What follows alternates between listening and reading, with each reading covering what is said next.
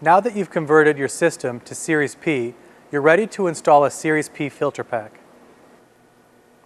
Use of a Series P filter pack better simulates the design of a Series I full-scale system. It's very important to use a Series P filter pack to collect accurate scale-up data. Let's tune in with Kira as she shows us how to install a Series P filter pack. Before you install your Series P filter pack, be sure you have all the parts and tools necessary. First, make sure that you have 19 membrane trays. You should have 9 diverter trays and 10 normal trays. In addition, you should have 20 outer spacers, 20 inner retainer rings, the upper pressure plate assembly, 2 alignment dowels, 1 permeate piping cap, the center nut, the Series P center washers, 20 outer O-rings, and 20 inner O-rings. You should also have 16 Series P perimeter bolts and washers. Always use new perimeter bolts when installing a Series P filter pack. Use of old or used bolts will increase the risk of broken bolts during operation of the VSEP. You will also need the following tools: 1/2-inch socket wrench and a 1/2-inch open-ended wrench to install the shipping bar, 45 foot-pound torque wrench with a 5/8-inch socket, 7/8-inch open-ended wrench, air ratchet, striking wrench, and dead blow hammer. I'm going to assist Kira in the installation of the Series P filter pack. The first step is to install the alignment dowels. The alignment dowels are used to help you center all the trays and outer retainer rings properly. Install the alignment dowels at the 3 and 9 o'clock positions. They do not have to be fully threaded and will be more easily removed if you only thread them several turns. They should be threaded lightly by hand into the lower pressure plate. Next, install the cap on the permeate piping. This will protect the threads on the permeate piping during assembly. You are now ready to begin the assembly of the trays and retainer rings. First, we'll install an outer retainer ring and outer O-ring. Stretch the O-ring for proper fit. Install the inner retainer ring and O-ring as a set. Pre-install the O-ring on the retainer. Be sure that the inner O-ring and inner retainer ring are concentric with the center shaft. It is very important to center these parts as accurately as possible. You are now ready for the first membrane tray, which should be a regular tray with 2 open holes. The membrane trays have a top and a bottom side. The concave part of the grommet is the bottom and should be facing downward. Repeat this procedure until the filter pack is fully stacked. Outer retainer ring, outer O-ring, inner retainer and O-ring assembly. Be sure it's concentric with the previous installation and with the center shaft. The next tray installed will be a diverter tray with a plugged grommet. These will alternate every other tray, and every other diverter tray will alternate the grommet position from 3 o'clock to 9 o'clock. We'll continue to repeat this procedure until we have installed all 19 trays. Be sure to refer to the written manual for a diagram illustrating the alternation of trays. If you stacked your membrane properly, you should have a final tray that is a regular tray with 2 open holes at the 3 and 9 o'clock positions. Once you've installed the final tray, make sure you install the final retainer rings and O-rings as well. Now that you've fully stacked the Series P membrane trays, you're ready to put on the upper pressure plate assembly.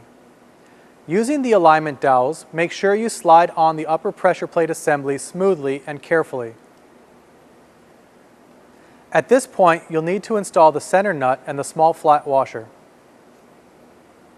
If necessary, apply a minor amount of anti-seize to the threads of the center nut. Using the striking wrench, bring down the center nut as much as possible to pre-compress the filter pack. Doing so will allow you to install the first perimeter bolts.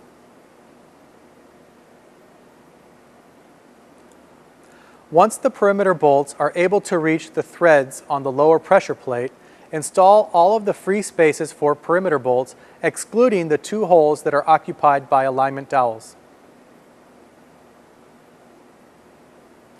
Using the dead blow hammer, make sure the perimeter bolts are all the way to the base of the lower pressure plate. You can now use the air ratchet to spin the perimeter bolts down. This will allow you to remove the alignment dowels and install the last 2 perimeter bolts. In order to bring the weight down evenly, it is important to alternate sides as you tighten the perimeter bolts. Tighten every 5th bolt in order to have an even torquing pattern. Remove the center nut so that you can install the large Series P flat washer.